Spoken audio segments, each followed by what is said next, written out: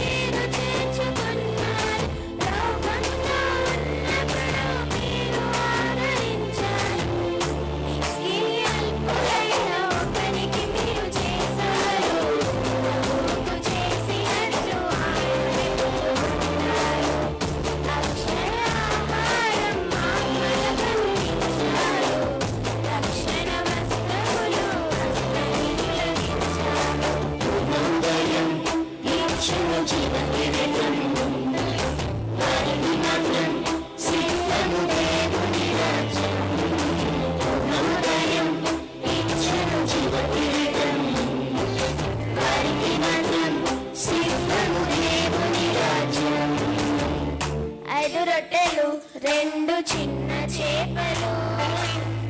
అడిగినంతనే ఇచ్చెను చిన్న బాలుడు.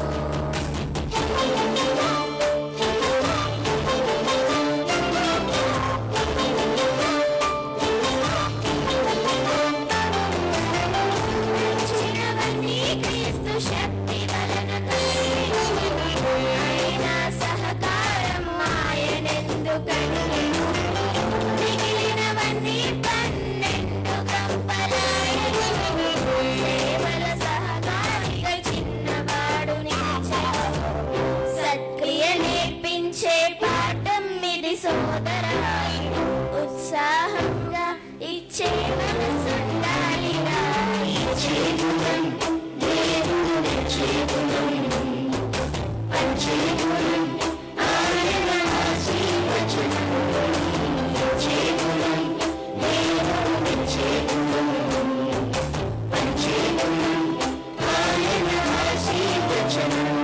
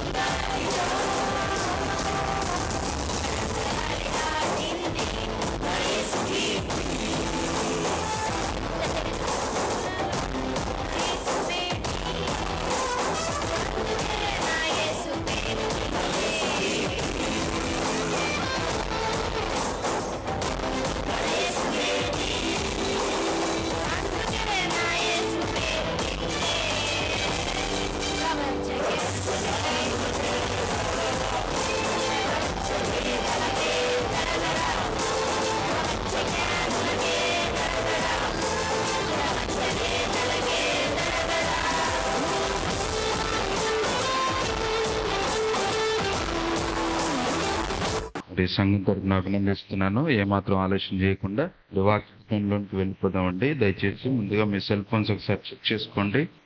సైలెంట్ మోడ్ లో కానీ ఫ్లైట్ మోడ్ లో కానీ పెట్టుకోవాల్సిందిగా కోరుచున్నాను. వాక్యపట్నము మొదటి వాక్యపట్నంగా మత్తయి సువార్త 13వ అధ్యాయము 31 నుంచి 35 వచనాలు సోదరి ప్రిన్సి చదివి వినిపిస్తుంది. అదేవిధంగా మత్తయి సువార్త 13వ అధ్యాయం 36 నుంచి 40 వచనాలు సుమతి అక్క గారు చదివి వినిపిస్తారు. మొదటి వాక్యపట్నం మత్తయి సువార్త 13వ అధ్యాయము 31 నుంచి 35 వరకు చెల్లి ప్రిన్సి చదివి వినిపిస్తుంది. మత్తయి సువార్త 13వ అధ్యాయం 31 నుంచి 35. ఆయన మరి ఒక ఉపమానము వారితో చెప్పెను. పరలోక రాజ్యము ఒకడు తీసుకొని తన పొలములో విత్తిన ఆవగింజను పోలి ఉన్నది. అది విత్తనములన్నిటిలో చిన్నదే గాని పెరిగినప్పుడు కూర మొక్కలన్నిటిలో పెద్దదై ఆకాశ పక్షులు వచ్చి దాని కొమ్మలయందు నివసించునంత చెట్టగును. ఆయన మరి ఒక ఉపమానము వారితో చెప్పెను. పరలోక రాజ్యము ఒక స్త్రీ తీసుకొని పిండి అంతయు పులిసి పొంగు వరకు 3 కుంచములు పిండిలో దాని పెట్టిన పుల్లని పిండిని పోలి ఉన్నది. నేను నా నోరు తెరిచి ఉపమాన రీతిగా బోధించెదను. లోకము పుట్టినది మొదలుకొని మరుగు చేయబడిన సంగతులను తెలియజెప్పెదను అని ప్రవక్త చెప్పిన మాట నెరవేరునట్లు యేసు ఆ సంగతులన్నిటినీ జనసమూహములకు ఉపమాన రీతిగా బోధించెను. ఉపమానము లేక వారికేమీ బోధింపలేదు. ధన్యవాదాలు. మొదటి వాక్యపట్నాన్ని చదివి వినిపించినటువంటి సహోదరి ప్రిన్సి గారికి సంఘం తరపున వందనాలు తెలియజేస్తున్నాను. రెండవ వాక్యపట్నంగా మత్తయి సువార్త 13వ అధ్యాయం 36 నుంచి 40 వచనాలు సుమతి అక్క గారు చదివి వినిపిస్తారు. ఇప్పుడు వచ్చిన మీ అందరికీ యేసుక్రీస్తు పేరిట వందనాలు చెల్లిస్తున్నానండి. మత్తయి సువార్త 13:36 నుంచి. అప్పుడు ఆయన జనసమూహం పంపు వేసి ఇంటిలోకి వెళ్ళగా ఆయన శిష్యులు ఆయన ఎద్దకు వచ్చి పొలంలోని గురుగులు గురించి ఉపమాన భావం మాకు తెలియచెప్పుడి అనిది. అప్పుడు ఆయన ఇట్లా నేను మంచి విత్తనము విత్తువాడు మనిషి కుమారుడు. పొలము లోకము, మంచి విత్తనము రాజ్య సంబంధులు, గురుగులు దృష్టి సంబంధులు. వాటిని విత్తనము శత్రువు అపవాది, కోత యుక్త సమాప్తి, కోత కోయివాడు దేవదూతలు. గురుగులు ఎలాగ కూర్చబడి అగ్నిలో కాల్చివేదురో అలాగే యుగ సమాప్తి అందు జరుగును. మనిషి కుమారుడు తన దూతలను పంపి దేవుడి వాక్యం దీవించును కాక. రెండవ వాక్యపట్నాన్ని చదివి వినిపించినటువంటి సుమతి అక్క గారికి సంఘం తరపున వందనాలు తెలియజేస్తున్నాను. మరి మీ సెల్ ఫోన్స్ ఒకసారి చెక్ చేసుకోండి. సైలెంట్ మోడ్ లో గానీ ఫ్లైట్ మోడ్ లో గానీ పెట్టుకోవాల్సిందిగా కోరుచున్నాను. విలువైన సమయాన్ని వాక్యాన్ని ఉపదేశించవలసిందిగా సోదరులు వెంకట. పరలోకముందున్న మా తండ్రి, మీరు ఇచ్చిన ఈ అవకాశాన్ని బట్టి మీ కృతజ్ఞతాస్తుతులు చెల్లించుకుంటున్నాను తండ్రి. మేము వినబోయే సంగతులను మా హృదయంలో తట్టులాగున మీ మాటల యొక్క భావంలోకి వెళ్ళి వాటిని గ్రహించడానికి శక్తిని బలాన్ని దయచేయమని, అలాగే తండ్రి నేర్చుకుంటున్న నన్ను మీ పిల్లలను మరి సమయోచిత జ్ఞానంతో అర్థం చేసుకుని వాటిని బలంగా నమ్మగలుగుటకు మాకు శక్తిని బలాన్ని దయచేస్తారని నమ్ముతూ యేసుక్రీస్తు వారి పరిశుద్ధ నామంలో ఈ ప్రార్థన అడిగి వేడుకుంటున్నాను తండ్రి. ఆమె. ప్రియమైన దేవుని పిల్లరా, చూపించే కనికరం దాన్ని పొందుకోవడం ఎలా అని మనం బైబిల్ నుంచి ఆలోచించగలిగితే, కనికరం అనగానే సహాయంతో కూడిన జాలి. అంటే మనిషి సహజంగా జాలి పడుతూ ఉంటాడు.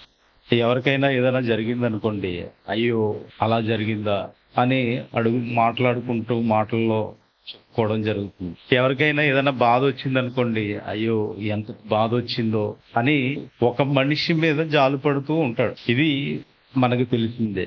అయితే కరుణ అనగానే కనికరం అనగానే రెండు ఒకటే. కనికరం అనగానే ఏదో సానుభూతి చూపేది కాదు. అలా జరిగిందంట అని జాలిపడి వదిలేసేది కాదు. ఏ విషయంలో అయితే మీరు జాలిపడుతున్నారో ఆ జాలిపడే విషయాన్ని అవతల వ్యక్తికి, ఎవరైతే అవతల వ్యక్తి ఉన్నారో ఆ అవతల వ్యక్తిని ఏ విషయంలో అయితే మీరు జాలిపడుతున్నారో ఆ జాలిపడే విషయాన్ని తీర్చేవారుగా ఉండడమే కనికరం అంటారు. ఇలా కరుణగల దేవుని కనికరం, మరి ఆయన కూడా మన మీద కనికరం చూపిస్తున్నాడు, కరుణ చూపిస్తున్నాడు. ఆయన కనికరాన్ని పొందుకోవడం ఎలా అని మనం ఆలోచించగలిగితే, ఆయన కనికరాన్ని ఎలా పొందుకోవాలి అని మనం ఆలోచించినప్పుడు, ఈ కనికరం అనగా వీటి యొక్క పర్యాయ పదాలు మనం తెలుసుకోగలిగితే, జాలి అన్న, దయ అన్న, కరుణ అన్న, అనుగ్రహం అన్న, కారుణ్యం అన్న, ఇవన్నీ ఒకటే. ఈ గుణాలన్నీ దేవునిలో ఉన్నట్టు మనకు తెలుసు, మనం చదువుకుంటున్నాం, వింటున్నాం, ఇవన్నీ మనకు తెలిసినవే. అయితే దేవుని యొక్క ఆలోచనలోకి వెళ్ళి, దేవుని యొక్క విధి విధానాలలోకి వెళ్ళి మనం ఆలోచించగలిగితే, దేవుడు కరుణ గలవాడని చెప్తున్నాం కానీ మరి ఆయన గురించి భక్తులు మాట్లాడిన మాటలు కూడా మనం పరిశీలించగలిగితే, బైబిల్లో నుంచి మనం ఒకసారి ఆలోచించగలిగితే, ఆయన గురించి ద్వితీయోపదేశకాండంలో మాట్లాడుతూ 4వ అధ్యాయము 31వ వచనంలో, ద్వితీయోపదేశకాండము 4వ అధ్యాయము 31వ వచనంలో, నీ దేవుడైన యెహోవా ఏమంటున్నారంటే, ఎలాంటి దేవుడు అంట? కనికరము గల దేవుడు. నీ కనికరం అంటే ఏం మాట్లాడుకున్నాం? ఇప్పుడు కనికరము అనగానే ఏం మాట్లాడుకున్నాం? ఏదైనా ఎదుటి వ్యక్తిని చూసి జాలిపడి వదిలేసే గుణం కాదు. కనికరం అంటే ఎదుటి వ్యక్తి బాధను చూసి వదిలేసే గుణం కాదండి. ఏం చేయాలంట?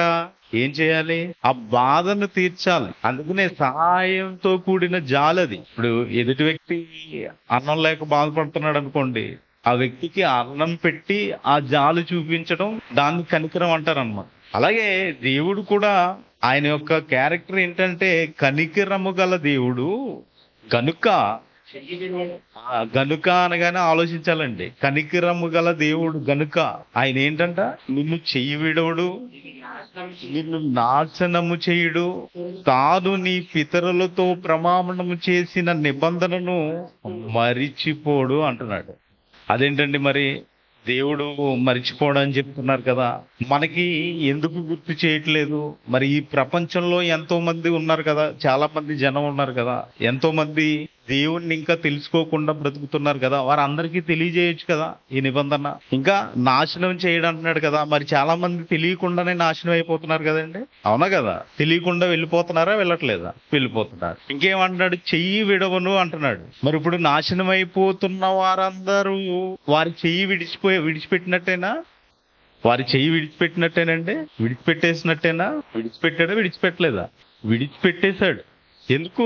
అవసరం ఏముంది మరి? ఈయన దేవుడు అనే అతను కనికరము గల దేవుడు అంటున్నాడు కదా, మరి అందరి ఎడలా జాలి చూపాలి కదా, అందరి ఎడలా జాలి చూపి వాళ్ళని రక్షించాలి కదా, వాళ్ళ అవసరతలు తీర్చాలి కదా, వాళ్ళని నాశనం చేయకుండా చూసుకోవాలి కదా. మరి ఎందుకు విడిచిపెట్టేస్తున్నాడు? ఎందుకు నాశనం అయిపోతున్నారు? ప్రమాదాలు ఎందుకు వస్తున్నాయి? సునామీలని, భూకంపాలని, ఇవన్నీ ఎందుకు వస్తున్నాయండి? చివరిగా మీకు 2021లో కరోనా కూడా వచ్చింది కదా, చాలా మంది చనిపోయారు కదా. ఎందుకు ఇవన్నీ జరుగుతున్నాయి? మరి దేవుడు కనికరము గలవాడు కదా, ఆయన కరుణ గలవాడు కదా, కాపాడాలి కదా, అవునా కదండి?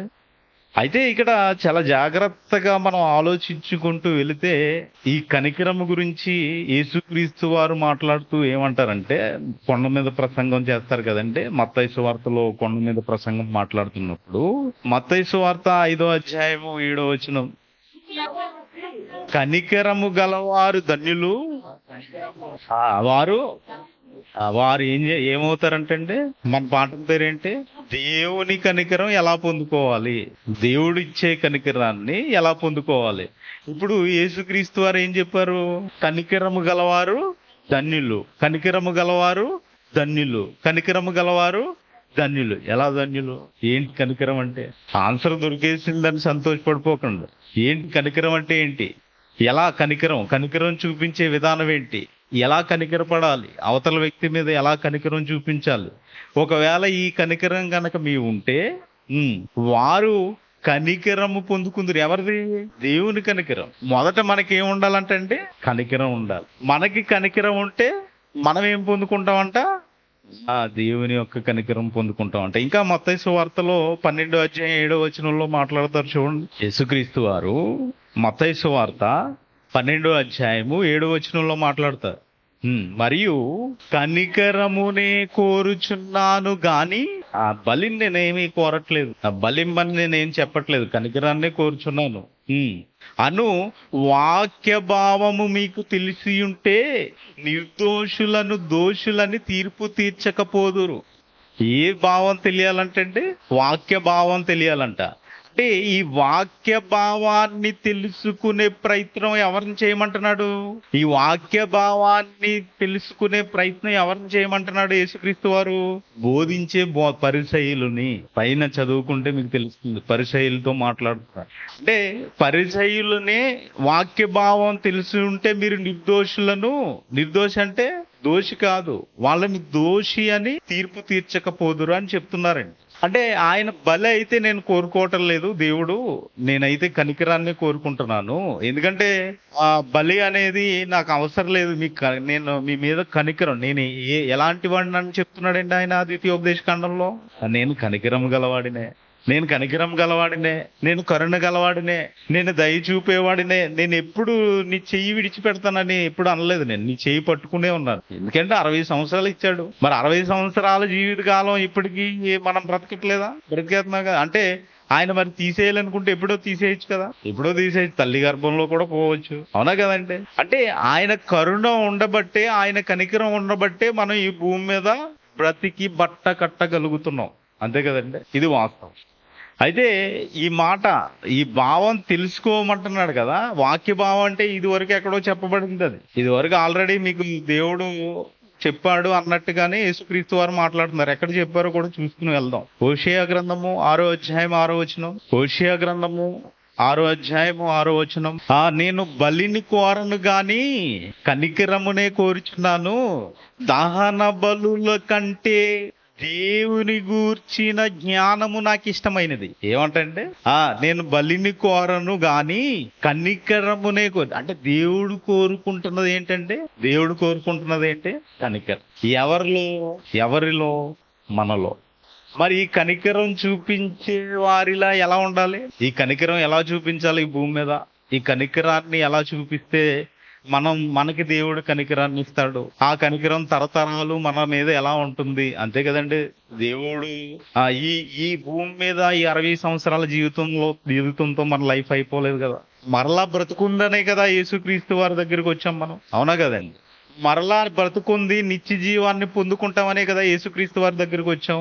అంటే మరి తరతరాలు ఆయన కనికరం మన మీద ఉండాలంటే, మన పిల్లల మీద ఉండాలంటే మనము ఎలాంటి కరుణ కలిగి ఉండాలి, కనికరం కలిగి ఉండాలి? ఆలోచించాలి కదా. ఇంకా ఏమంటారంటే లూకాసు వార్తలో మాట్లాడుతూ 6వ అధ్యాయం 36వ వచనంలో, లూకాసు వార్త 6వ అధ్యాయం 36వ వచనం. కాబట్టి పరలోకంలో మన తండ్రి ఉన్నాడు కదండి, మీ పరలోకపు తండ్రి అని ప్రార్థన చేయమంటారు కదా. ఆయన ఎలా ఉన్నాడంట? యేసుక్రీస్తు వారు మాట్లాడుతున్నారు ఇక్కడ.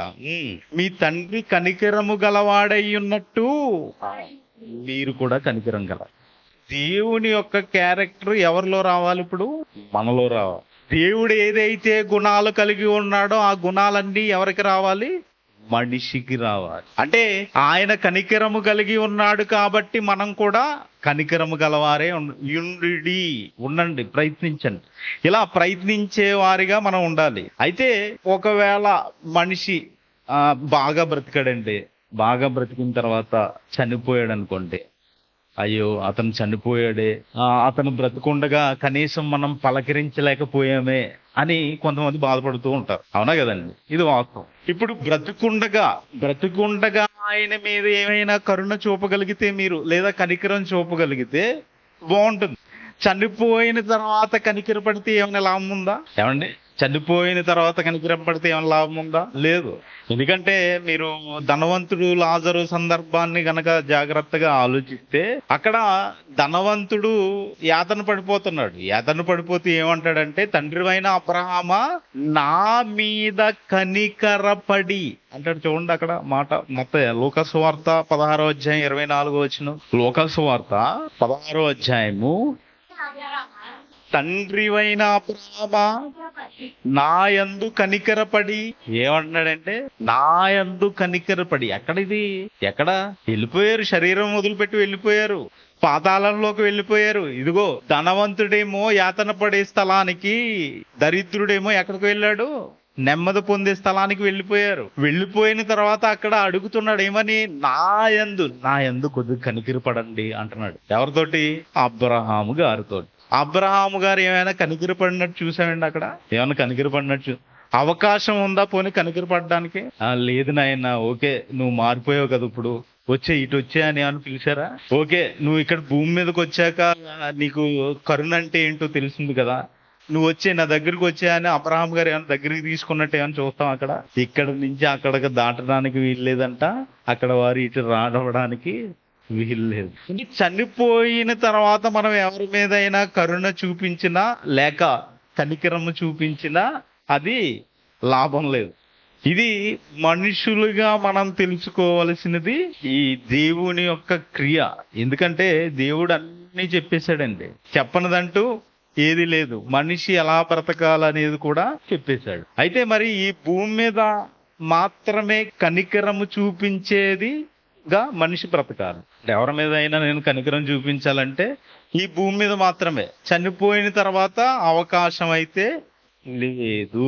ఉందండి, మీరేమైనా చూపించగలుగుతారా కనికరం? చనిపోయిన తర్వాత కూడా నేను కనికరం చూపిస్తాను అని ఎవరు చూపిస్తారు? దేవుడు. అయితే ఆ అవకాశాన్ని ఇచ్చినట్టుగా దేవుడు పెట్టలేదు, చూపించలేదు బైబిల్లో. కనికర పడుతున్నా ఇది అబ్రహాము, ఆయన విశ్వాసులకు తండ్రి.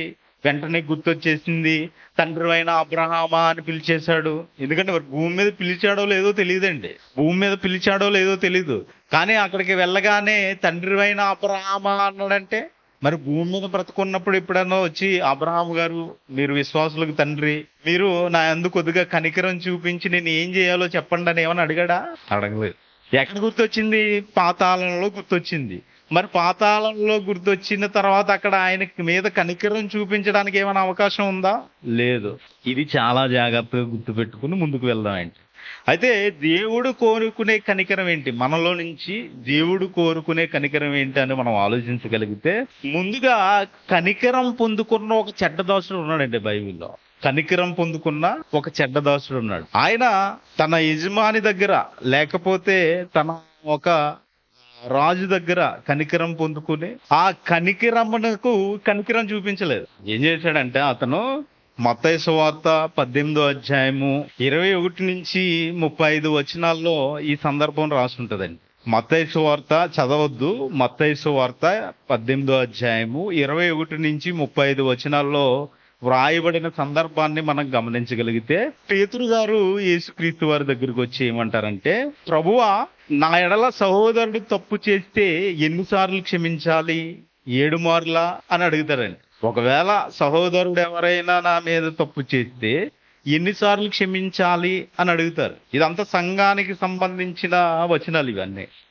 7 మార్లు మట్టుకేరా అని అడిగినప్పుడు యేసుక్రీస్తు వారు అన్న మాట ఏంటో ఒకసారి చదువుకుందాం. అక్కడ యేసుక్రీస్తు వారు అన్న మాట, పేతురు గారితో యేసుక్రీస్తు వారు మాట్లాడతారు చూడండి. అందుకు యేసు అతనితో ఇట్లా, నేను 7 మార్లు మట్టుకే కాదు 70 ఏండ్ల మట్టుకు నువ్వు క్షమిస్తూనే ఉండాలి. 70 ఏళ్ళు అంటే ఏంటండి? మనిషి జీవిత కాలం. అధిక బలం ఉంటే 80. అంటే 80 ఏళ్ళ వరకు ఏం చేయాలి? నీ సహోదరుడు నీ మీద ఏమైనా తప్పు చేస్తే క్షమించాలి. దేవునికి విరోధంగా తప్పు చేస్తే కాదు. చాలా జాగ్రత్తగా గమనించాలి. ఓకేనా? ఇదంతా సంఘం చూసుకుంటుంది. కానీ నీ ఎడల తప్పు చేసినప్పుడు నువ్వు ఎన్నిసార్లు క్షమించాలి? 1 సారా? 2 సార్లా? ఆయన ఎప్పుడు చెప్పినా ఇంతేనండి, ఎన్నిసార్లు చెప్పినా అలాగే చేస్తాడు. ఇంకా ఆయన్ని క్షమించడం అవ్వదు. నేను క్షమించలేను, నా మనసు ఇరిగిపోయింది అంటావు కదా, నీ మనసు ఇరిగిపోవడం కాదు, నీ జీవితాంతం నువ్వు క్షమించాలి. అంతే, నీ జీవితాంతం నువ్వు క్షమించాలి. అదే చెప్తున్నారండి యేసుక్రీస్తు వారు ఏం చెప్తున్నారు? 70 ఏళ్ళు మట్టుకు నువ్వు క్షమించాలి. 70 సంవత్సరాలు అధిక బలం ఉంటే 80. అంటే నీ జీవిత కాలం నువ్వు క్షమించాలి. ఎవరిని? నీ సహోదరుడు నీ ఎడల ఏమైనా తప్పు చేస్తా అని మాట్లాడుతూ అదే సందర్భంలో పరలోక రాజ్యము దాసుని లెక్క చూచుకునే రాజును పోలి ఉందని మాట్లాడుతూ అక్కడ ఏం చెప్తారంటే ఒకడు 10,000 తలంతులు రాజుకు అప్పున్నాడంట. ఎన్నండి అక్కడ ఉంటాం చూడండి సందర్భం. 10,000 తలంతులు రాజుకు అప్పున్నాడు. 10,000 తలంతులు అంటే ఎన్ని? 10,000 తలంతులు అంటే ఎన్ని? నోట్లో 3,600. 3,600 ఇంటూ 10,000 వేస్తే ఎంత? 3,60,00,000 రూపాయలు రాజుకి అప్పున్నాడు. ఎవడు? ఒక దాసుడు. అయితే దాసుడు రాజు దగ్గరికి వచ్చి ప్రభువా నేనైతే కట్టలేను, నా దగ్గర డబ్బులు లేవు, నన్ను క్షమించండి అంటే ఆయన కనికరపడి, ఎవరు? రాజు కనికరపడి క్షమించేశాడు. క్షమించేసిన తర్వాత ఏం జరుగుతుందంటే ఇక్కడ ఈయన కనికరపడ్డాడు కదా, రాజు కనికరపడ్డాడు కదా, కనికరపడి క్షమించిన తర్వాత ఇతనికి ఇంకొక దాసుడు, వేరే దాసుడు, ఎవరికి? క్షమింపబడ్డ దాసుడికి.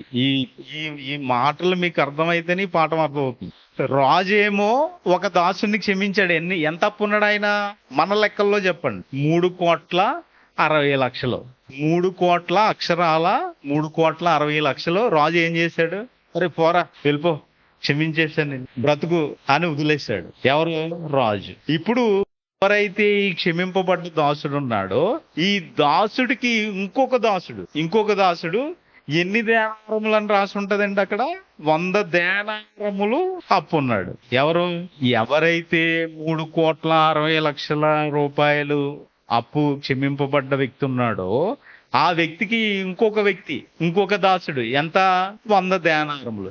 100 దేనారములు అంటే పుట్టినోట్లు ఎంత ఉందండి? ₹1/2. 100 ఇంటూ ₹1/2 ఎంత?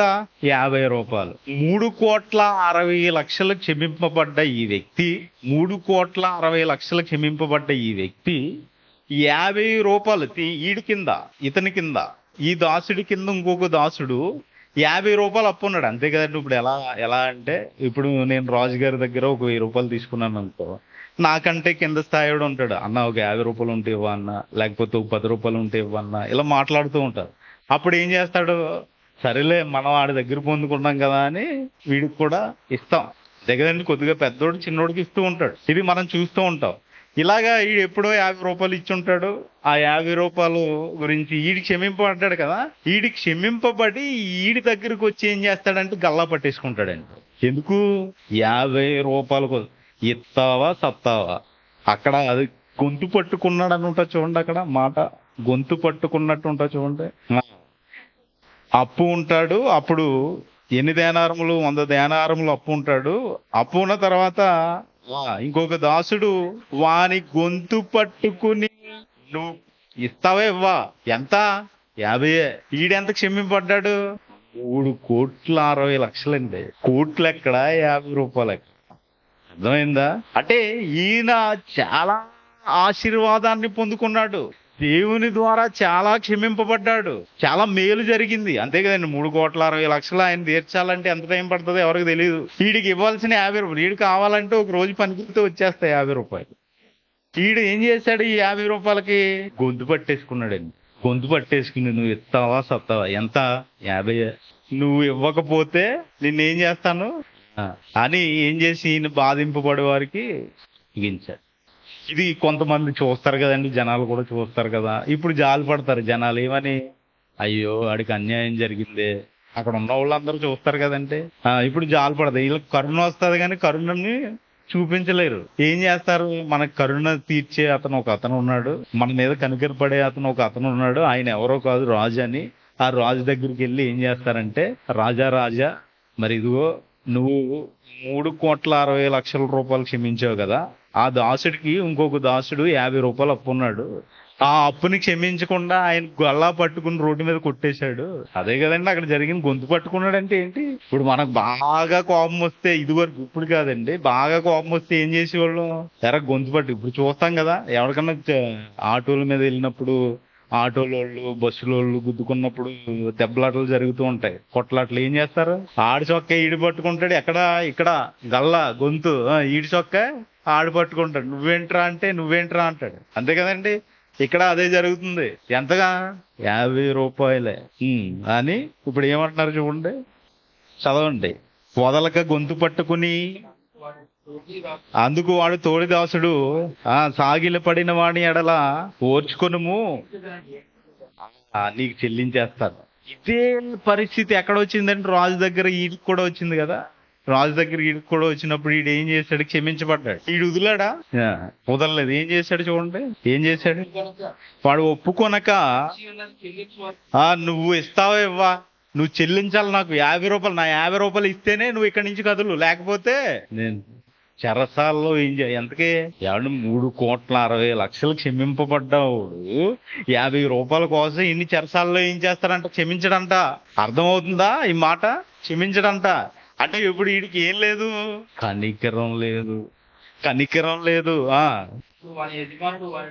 అప్పుడు వాని యజమానుడు వానిని పిలిపించి ఏమంటున్నాడంటే, రే నీకు 3,60,00,000 క్షమించాను కదరా, నేను నీకు 3,60,00,000 క్షమించాను కదా, కనీసం 50 రూపాయలు నీ తోటి దాసుడు కదా వాడు క్షమించలేవా? ఈరోజు చూసారా జనాలు అలా ఉంటారండి.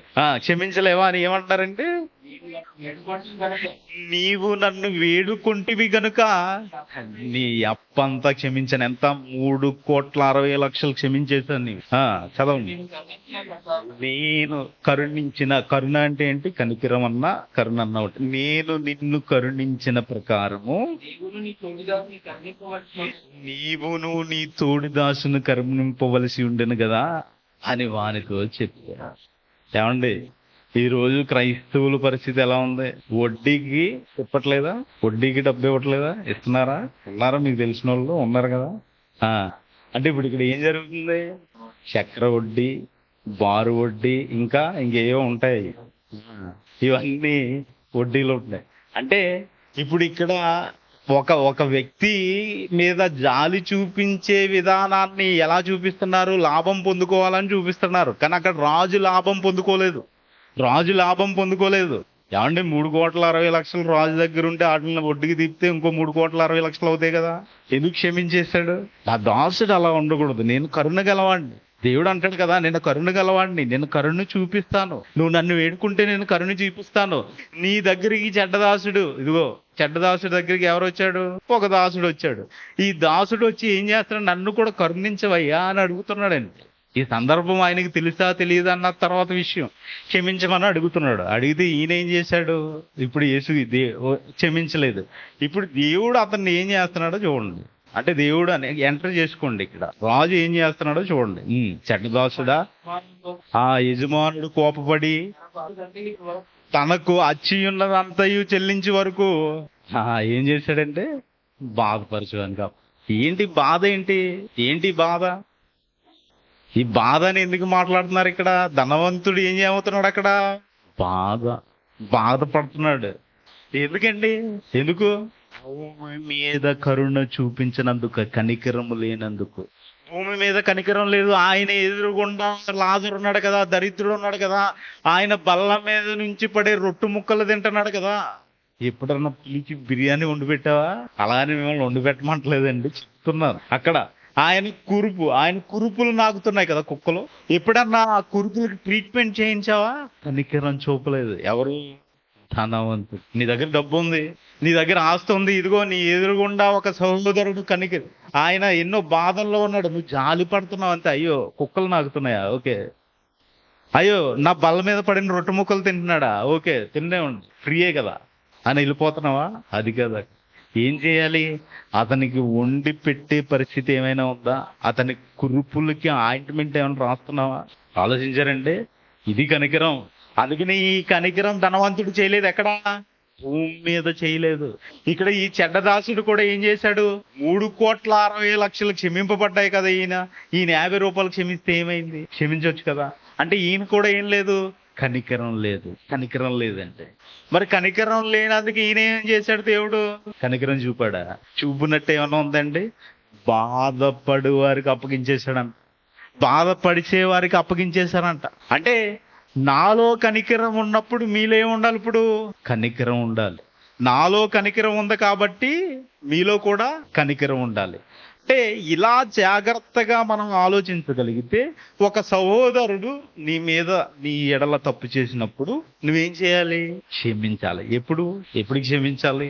మత్తయి సువార్తలో పైన చెప్తారని చదవద్దు. ఆ మత్తయి సువార్తలోనే ఇదిగో ఆయనకి వెళ్ళి పర్సనల్ గా ఇదిగో నీకు తప్పు చేసావు కదా, ఈ తప్పుని నువ్వు సరిదిద్దుకో, లేదా వినట్లేదా ఇద్దరు ముగ్గురిని తీసుకెళ్ళాలి, ఇదిగో నువ్వు తప్పు చేసావు కదా ఇది మార్చుకోమని చెప్పాలి, లేదా సంఘానికి పెట్టాలి. అయినా మార్చుకోవట్లేదు అనుకోండి, విడిచిపెట్టేసి అన్యునిగా ఎంచుకోమంటాడండి. ఇది ప్రాసెస్, పైన చెప్తారు ఇదంతా. ఈ ప్రాసెస్ ఎవరైనా చేస్తున్నారా? లేదు. ఏం చేస్తారు? తీర్పు తీర్చేస్తారండి. ఎవరు తీర్పు తీరుస్తావు? ఎవరికి తీరుస్తావు? నువ్వేమన్నా కాపాడగలదువా? ఆత్మని ఏమన్నా రక్షించగలదువా? ఆ ఆత్మని నువ్వు దేవుని దగ్గరికి తీసుకువెళ్ళే అవకాశం నీకేమైనా ఉందా? లేదే. లేనప్పుడు ఒక సహోదరుని మీద నువ్వు ఎందుకు తీర్పు తీరుస్తున్నావు? ఎందుకు బాధింపబడే వారికి వేసేసావు? నువ్వు కనికరం ఎందుకు చూపలేదు? నేను చూపాను కదా నీ మీద కనికరం. నేను చూపినప్పుడు నువ్వు నీ సహోదరికి కనికరం ఎందుకు చూపించలేకపోయావు? ఆలోచించాలి కదండి. ఆలోచించి ముందుకెళ్ళాలి కదా మనం. అంటే మరి కనికరం పొందుకోవాలంటే పొందేసుకుంటావా? ఇది చేయకుండా పొందేసుకుంటావండి. ఇప్పుడు ఈ కాలంలో ఇప్పుడు మనం ఎవరండి? మర్చిపోయారే ఏంటి? క్రైస్తవులు బాప్తిస్మం తీసుకుని సంఘంలోకి చేర్చబడ్డాం. ఈ కాలంలో క్రైస్తవులుగా దేవుడు మన మీద చూపిన కనికరం ఏంటి? ఓకే, చాలా మంది ఇప్పుడు కొన్ని సందర్భాలు చూసుకున్నాయి, ఇంకా బోల్డ్ అన్ని సందర్భాలు ఉన్నాయి దేవుడు రాయించింది ఆయన కనికరపడిన సందర్భాలు. ఇప్పుడు అవన్నీ చూసుకోవాలంటే టైం సరిపోదు మనకి. క్రైస్తవులుగా మన మీద ఆయన చూపిన కరుణ ఏంటి, కనికరం ఏంటి? చాలా జాగ్రత్తగా ఆలోచించాలి. క్రైస్తవులుగా దేవుడు మన మీద చూపిన కనికరం ఏంటి? చూడండి, పేతురు గారు రాసిన మొదటి పత్రిక 1వ అధ్యాయం, పేతురు గారు రాసిన మొదటి పత్రిక 1వ అధ్యాయం 4వ వచనం. మన ప్రభువగు యేసుక్రీస్తు తండ్రి అయిన దేవుడు స్తుతింపబడిన 3, 4 కలిపి ఉంటాయండి. తండ్రి అయిన దేవుడు స్తుతింపబడును గాక, మృతులలో నుండి యేసుక్రీస్తు తిరిగి లేచుట వలన జీవముతో కూడిన నిరీక్షణ మనకు కలుగునట్లు, అనగా అక్షయమైనదియు నిర్మలమైనదియు వాడబారదియునైన స్వాస్థ్యము మనకు కలుగునట్లు. ఇక్కడ అండర్లైన్ చేసుకోండి. ఎవరు? ఆయన తన విశేష కనికరము చొప్పున మనలను మరలా జన్మింపజేసెను. చాలా స్లోగా చదివాను, జాగ్రత్తగా చదివాను. అర్థమైందా మీకు? ఏమైంది? ఏం చేశారండి ఆయన? దేవుడు క్రైస్తవులుగా ఈనాడు మనకి ఏం చేశాడు ఆయన? దేవుడు ఏం చేశారండి? తన విశేష కనికరము చొప్పున మనలను మరలా జన్మింపజేశాను. ఇప్పుడు జన్మించిన వాళ్ళు ఎలా ఉండాలి? చాలా ఫ్రెష్ గా, నూతనంగా, అవునా? పెద్దలకి ఇష్టంగా ఉండాలి, అవునా? ఇప్పుడు ఇలా ఉండగలుగుతున్నామా మనం? ఇప్పుడు కొత్తగా జన్మించలేదండి? మీరు జన్మించారు. ఎలా జన్మించారు? మీ పేరేంటి? ఇప్పుడు వీరు ఎందులో ఎలా వీళ్ళ మీద ఏ కనికరం ఉందంట దేవునికి? విశేష కనికరము చొప్పున మనలను మరలా జన్మింపజేసెను. విశేష కనికరం. ఆయనకి మన మీద ఏదో సాదా సీదా కనికరం కాదు. ఏదో ఇదిగో బయట భోజనం లేనోడికి ఒక భోజనం ప్యాకెట్ ఇచ్చే అటువంటి కనికరం కాదు. ఎలాంటి కనికరం అంట? విశేష కనికరం అంట. ఏంటి విశేష కనికరం అంటే? అంటే ఆ భోజనం లేనోడిని తీసుకువచ్చి వాడికి శుభ్రంగా స్నానం చేయించి, అంతే కదండి, పునర్జన్మ సంబంధమైన స్నానం. ఏంటది? బాప్తిసం. స్నానం చేయించి వాడికి ఏం పెట్టాలి? ఫస్ట్ పాలు ఇవ్వాలి, తర్వాత బిర్యానీ పెట్టాలి. అదే జరుగుతుంది ఇక్కడ మనకి. అంతే కదండి. మీరు ఇదివరకులాగే ఉన్నారా? పూర్వం ఉన్నట్టే ఉన్నారా? లేదు కదా. వాక్యం నేర్చుకుంటున్నారు కదా. ఇదివరకు తెలియదు. వాక్యం అనే పాలు తాగారు, ఇప్పుడు వాక్యం అనే ఆహారం తింటున్నారు కదండి. ఆహారం తినే రేంజ్కి వచ్చారు. అంటే మనకి ఆయన మీద ఉన్న విశేష కనికరం ఏంటి? ఇదిగో నా పిల్లలకి నా జ్ఞానం ఎలా అయినా నేర్పుకోవాలి, నా పిల్లలకి ఎలాగైనా జ్ఞానం నేర్పుని నా దగ్గరికి తీసుకోవాలి. ఇదేనండి ఆయన తన విశేష కనికరం చెప్పు. మరి మనము చూపించవలసిన, ఆయన కనికరం చూపించాడు కదా, మనం చూపించవలసిన కనికరం ఏంటి? మనకెందుకండి, ఆయన చూపించాడు కదా, మనం పొందుకున్నాం కాబట్టి పొందుకున్నట్టుంటే సరిపోతుంది. అంతే కదండి. మనిషి నైజం అది. పొందుకున్న తర్వాత కనీసం కృతజ్ఞత కూడా చెప్పే అవకాశం ఉండదు. ఇదే జరుగుతుంది సమాజంలో కూడా, ఇదే జరుగుతుంది. మరి ఎలా కనికరం చూపించాలి చూడండి. యోధా పత్రిక 1వ అధ్యాయం 22, 23 చాలా సార్లు చదువుకున్నాం మనం. యోధా పత్రిక 1వ అధ్యాయము 22, 23 వచనాలు చదువుకుందాం అండి. సందేహపడు వారి మీద కనికరము చూపుడి, అగ్నిలో నుండి లాగినట్టు కొందరిని రక్షించుడి. సందేహపడు వారి మీద ఏం చూపాలండి? ఎవరైనా మీ దగ్గరికి వచ్చి సందేహంతో, ఏమండి బైబిల్లో ఇలా ఉంది, మరి నాకు మీద కనికరపడి దీనికి జవాబు చెప్పండి అన్నారనుకో, ఏయ్ నీకెవడు చెప్తాడురా, చదువుకో వెళ్ళి అన్నావు అనుకోండి, ఏమవుతుంది అక్కడ? అయిపోయిందా? ఇంకేంటి లేదు, ఇక్కడ కనికరం లేదు. ఒక వ్యక్తి ఒక బోధ విన్నానండి నేను. ఒక అతను వచ్చి ఒక అమ్మాయి అడిగింది ప్రశ్న ఏమనంటే, అనే మరి నేను ఇలా ఈ వచనాన్ని ఇలా అర్థం చేసుకుంటున్నాను, ఇది కరెక్టా కాదా అని అడిగి. చాలా పెద్ద బోధకుడే. ఓకే నువ్వేమనుకుంటున్నావు అన్నాడు. నేను ఫలానా అనుకుంటున్నాను అని అన్నది. సరే నువ్వు అనుకున్నదే కరెక్ట్, కూర్చో అన్నాడు. ఏమనుకుంటుంది ఏంటి, అక్కడ ఆమె అనుకున్నది ఏంటి, ఆయన చెప్పవలసింది ఏంటి అన్ని తెలియాలా? ఇప్పుడు ఆమె అనుకున్నది రాంగ్ అనుకోండి, అక్కడ ఉన్న విశ్వాసులందరూ ఏమవుతారు? Wrong direction. అవునా కదండి? సమాధానం చెప్పవలసిన పరిస్థితిలో నువ్వు అనుకున్నదే సమాధానం అంటే ఎలాగా? సమాధానం చెప్పాలి కదా, అక్కడ కూర్చున్న వారందరికీ తెలియాలి కదా. అంటే అక్కడ సమాధానానికి అవకాశం ఇవ్వలేదు. కనికరం ఉందా? ఆలోచించండి. అందుకనే నేను వెళ్ళిన తర్వాత మీలో క్రూరమైన తోడేళ్ళు వస్తారు, వాళ్ళ మందనే కనికరింపరు. మందని ఏం చేస్తారంట? కనికరింపరు. నువ్వు ఏది అడిగినా చెప్పరు, నువ్వు ఏది చేసినా మాట్లాడు. నీ దశం భాగం ఇచ్చే, నువ్వు ఎక్కడైనా తిరిగి వ్యభిచారం చేస్తావా, దొంగతనం చేస్తావా, నీ ఇష్టం, నువ్వేం చేసుకుంటావో చేసుకో. నువ్వు మాత్రం నెల వచ్చేసరికి ఎందుకండి ఆ డబ్బులు? ఆత్మ రక్షింపబడినప్పుడు ఏంటి, ఏం ప్రయోజనం అక్కడ? అవునా కదా? ఇక్కడ ఏం చెప్తున్నారు మనకి చూడండి, ఇక్కడ ఏం చెప్తున్నారు, ఎలా కనికరపడాలంట? సందేహపడు వారి మీద కనికరము చూపుడి, అగ్నిలో నుండి లాగినట్టు కొందరిని రక్షించుడి. ఇదిగో నీ సహోదరుడు సత్యం తెలియక అగ్నిలో కాలిపోతున్నట్టు కనిపించాలి నీకు అక్కడ. ఎవరైతే సత్యాన్ని తెలుసుకోలేకపోతున్నారో, సత్యాన్ని ఇంకా తెలుసుకోలేదో, ఆ సత్యాన్ని తెలియని వ్యక్తిని నువ్వు చూస్తుంటే ఏం కనిపించాలి నీకు? వీడు కాలిపోతున్నాడు, ధనవంతుడు కాలిపోతున్నాడు కదా, యాతన పడిపోతున్నాడు కదా, ఆ ప్లేస్కి వెళ్ళిపోతాడేమో, ఆ ప్లేస్ లో అయితే నేను చూస్తానేమో. అక్కడ ఉండకూడదు. ఈ సహోదరుని మీద ఏం చేయాలంట? కనికరపడి సందేహపడి వారి మీద కనికరపడి అగ్నిలో నుంచి లాగినట్టు. ఎందుకంటే అగ్నిలోకి వెళ్ళిపోయే అవకాశం ఉంది, ఆయన వెళ్ళకూడదు. అగ్నిలో నుంచి లాగినట్టు రక్షించండి కొందరిని. మీరు రక్షింపబడ్డారు కదా, మీరు కనికరం పొందుకున్నారు కదా. ఇదిగో దేవుని నుండి ఆయన తన విశేష కనికరంలో మీరు ఉన్నారు కదా, మరి మీరు కనికరం చూపిస్తున్నారా? ఏమండి నేను కనికరం చూపిస్తున్నాను ఫలానా వ్యక్తి మీద అని గుండెల మీద చేసుకుని చెప్పగలరా? ఏదండి చేస్తున్నామా ఈ పని అని? రక్షించుడి, శరీర సంబంధమైన వారి అపవిత్ర ప్రవర్తన ఏమాత్రము ఒప్పుకొనక దానిని అసహించుకొనుచు భయముతో కొందరిని రక్షించండి. భయం ఉండాలి, దేవుడంటే భయం ఉండాలి. దేవునికి భయపడుతూ ఇదిగో కొందరిని రక్షించే పని చేయాలి. ఏదండి ఇది ఏమంట? ఏం చేయాలన్నాడు? సందేహపడు వారి మీద కనికరం. కనికరం ఉందా? ఉందండి, చెప్పగలదురా? కనికరం ఉందా? ఎక్కడండి, ఎక్కడ కనిపిస్తుంది? ఆలోచించండి, చాలా జాగ్రత్తగా ఆలోచించండి. మరి దేవుని కనికరం మన మీద నిరంతరం ఎలా ఉంటుంది? ఇంకా దేవుని కనికరం మన మీద నిరంతరం ఎలా ఉంటుందండి? ఉంటుందా? అంటే అవకాశం ఉందా? ఒకసారి చూడండి, ఒకసారి లోకాసు వార్త 1వ అధ్యాయం 50వ వచనం. లోకాసు వార్త 1వ అధ్యాయం 50వ వచనం. ఆయనకు భయపడు వారి మీద ఆయన కనికరము. భయపడుతున్నావా? దేవునికి భయపడుతున్నావా? దేవుడు నిన్ను తన విశేష కనికరము చేత మరలా జన్మింపజేశాడు కదా. నువ్వు కనికరము చూపించి ఎవరినైనా ఒకరిని జన్మింపజేయగలుగుతున్నావా? అంతే కదండి. మత్తయి సువార్తలో ఏమన్నాడు? కనికరము గలవారు ధన్యులు, వాళ్ళ కనికరం పొందుకుంటారు. ఇప్పుడు నువ్వు కనికరం కలిగాడు నీ మీద, దేవుడు నిన్ను రక్షించాడు, నిన్ను తన విశేష కనికరము చేత మరలా జన్మింపజేశాడు. ఇలా జన్మింపజేసిన దేవునికి నువ్వేమైనా మరి నువ్వు పొందుకున్న కనికరాన్ని వేరే వ్యక్తికి ఏమైనా చూపించగలుగుతున్నావా? వేరే వ్యక్తిని రక్షించగలుగుతున్నావా? నీవు మరలా జన్మించినట్టు వేరే వ్యక్తిని జన్మింపజేయగలుగుతున్నావా? ఉందండి కనికరం మనకి? ఏమండి ఉందా కనికరం? ఆలోచించండి.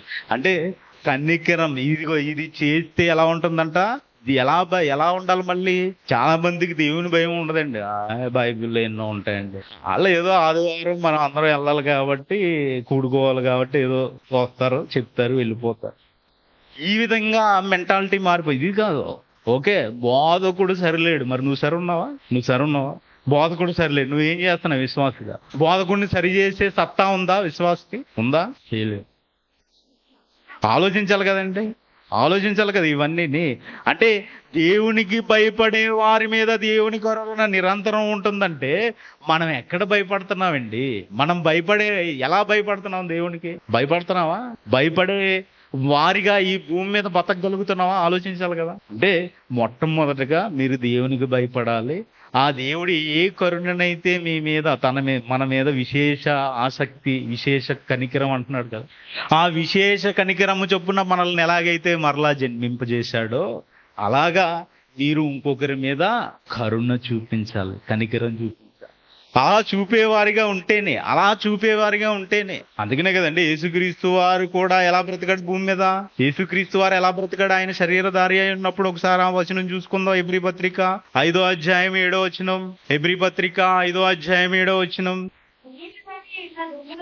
ఆ శరీరధారి అయి ఉన్న దినములలో మా రోదనముతోనూ కన్నీళ్లతోనూ తన్ను మరణము నుండి రక్షింపగలవానికి ప్రార్థనలను యాచనలను సమర్పించి భయభక్తులు కలిగి ఉన్నందున. ఎవరంటే? యేసుక్రీస్తు వారే దేవుని యందు భయభక్తులు కలిగి ఉంటే ఈ రోజు క్రైస్తవులుగా మనం ఏం చేస్తున్నామండి? ఆయన భయభక్తులు కలిగి ఉన్నాడు కాబట్టే ఇదిగో ప్రకటించాడు. ఇదిగో ఈ గల్లియా, అక్కడికి వెళ్ళి నేను ప్రకటించాలి, ఇక్కడికి వెళ్ళి నేను ప్రకటించాలి, అక్కడికి వెళ్ళి నేను పని చేయాలి, ఇక్కడికి వెళ్ళి నేను పని చేయాలి. ఆయన ఎవరి యందు భయభక్తులు కలిగి ఉన్నాడు? ఆయన దగ్గరికి వచ్చిన వాళ్ళకి స్వస్థత కావాలా? ఓకే, రైట్, చేస్తాను. ఎందుకంటే నా తండ్రి నాకు ఇచ్చాడు కాబట్టి నేను చేస్తాను. ఇదిగో మన తండ్రి మనకి కనికరం, విశేష కనికరం చూపించాడు కదా. మన మీద ఎవరి మీద చూపించగలుగుతున్నాడు? ఎవరి మీద చూపిస్తున్నావు? ఇగో సంఘానికి వచ్చి కూర్చుంటున్నాం కదా, మనం ఎవరి మీద కనికరం చూపించగలుగుతున్నాం? ఆలోచించాలి కదంటే. ఎలా చూపించారంట? దేవుని యందు భయభక్తులు కలిగి ఉన్నాడు కాబట్టి ఆయన అంగీకరింపబడ్డాడు. మనకేదండి భయం? మనకేది భయం? కనికరమే లేకపోతే భయం ఎక్కడ ఉంటుంది? కనికరమే చూపించకపోతే నువ్వు భయపడుతున్నట్టని ఎలా అనుకోవాలి దేవుడు? ఆలోచించాలి కదండి. ఆలోచించాలా వద్దా? అందుకని యేసుక్రీస్తు వారు ఏమన్నారు? కొండ మీద ప్రసంగంలో ఏమన్నారంటే, చదవండి అన్నమాట. కనికరము గలవారు ధన్యులు. మన మీద కనికరం ఉంది కదండి, మనం ధన్యులం కదా. ఇప్పుడు ఈ ధన్యతను కాపాడుకోవాలంటే ఏం చేయాలి? మనము కూడా కనికరం చూపించాలి. ఎప్పుడైతే మీరు ఆ కనికరాన్ని చూపించగలుగుతున్నారో, ఇదిగో ఏదైతే యేసుక్రీస్తు వారు చేసిన పని మీరు చేయగలుగుతున్నారో అప్పుడు మీరు కనికరము పొందుకుంటారు. ఎక్కడ? Ever lasting life. నేను కనికరింపబడ్డాను, నేను వచ్చేసాను, నేను అయిపోయిందా అని అనుకున్నాడు. ఎక్కడ? 3,60,00,000 క్షమింపబడ్డ అతను. కానీ అతను ఏం చేశాడు? ఇంకొక అతనిని కనికరం చూపించలేదు. ఏమైందండి చివరికి పరిస్థితి? ఆయన్నే వేశాడు. మన పరిస్థితి కూడా అలా ఉండాలనుకుంటున్నారా? మనం కూడా అలా ఉందామండి? చెడ్డదాసులాగా ఉందామండి? అలా ఉండకూడదు. ఏం చేయాలి ఇప్పుడు? మనం కూడా ఒకరిని కనికరించి రక్షించే వారిలాగా ఉండాలి. సందేహపడు వారి మీద కనికరం చూపించండి. కొంతమందిని అగ్నిలో నుండి లాగి రక్షించేవారిగా మనం అందరం ఉండాలని కోరుకుంటూ ఈ మాటలు ప్రార్థన చేసుకుందాం. పరలోకమందున్న మా తండ్రి, మీరు ఇచ్చిన ఈ అవకాశాన్ని బట్టి మీ కృతజ్ఞతాస్తుతులు చెల్లించుకున్నాను తండ్రి. ఇదిగో సంఘంగా కూడి మీ మాటలు కొన్ని ఆలోచించాం తండ్రి. కనికరము చూపే మీకు మరి మీ పిల్లలైన వారికి మేము కూడా కనికరము చూపాలని మాకు తెలియజేసిన విధానాన్ని బట్టి కృతజ్ఞతాస్తుతులు చెల్లించుకుంటాం తండ్రి. కాబట్టి మేమందరం కనికరము గలవారిగా ఉండగలుగుటకు, అలాగే విన్న మాటలను విడిచిపెట్టకుండా మా హృదయంలో భద్రపరుచుకొని ఆ మాటల ప్రకారం ఈ భూమి మీద జీవించగలుగుటకు మాకు సహాయం చేస్తారని నమ్ముతూ యేసుక్రీస్తు వారి పేరట ఈ ప్రార్థన అడిగి వేడుకుంటున్నాను తండ్రి. ఆమేన్. అందరికీ యేసుక్రీస్తు నామములో శుభాభివందనాలు.